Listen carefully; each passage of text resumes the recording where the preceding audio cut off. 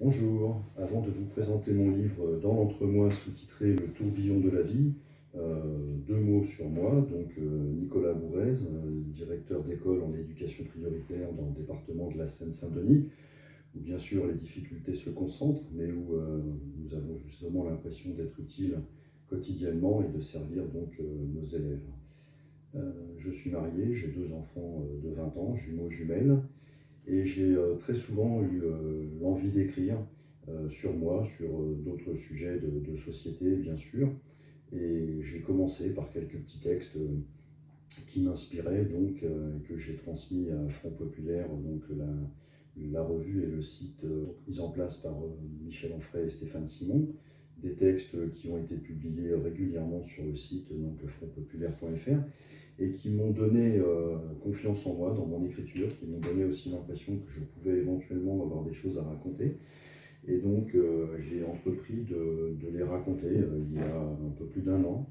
Et donc j'ai commencé l'écriture de ce livre dans l'entremoi, qui bien entendu est autobiographique, où je me relate dans deux directions essentiellement. La première, l'endoctrinement religieux que j'ai subi enfant chez ma mère témoin de Jéhovah.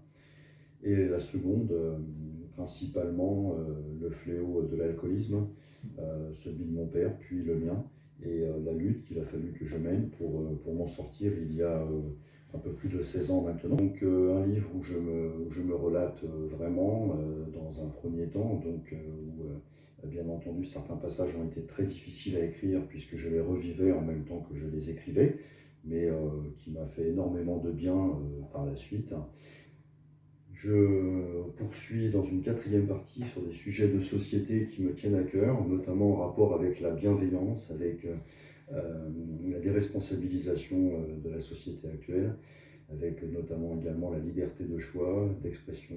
Et voilà, donc je parle essentiellement dans ce livre, bien entendu, de maltraitance psychologique, affective, mais également de résilience, et surtout de courage, de volonté, bien sûr, de solitude souvent également, parce que pour arriver sur le chemin de l'apaisement, souvent il faut se retrouver seul, de soi à soi, dans ce que j'appelle mon entre-moi.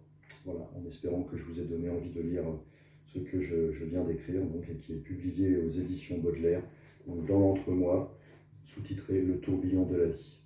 Merci.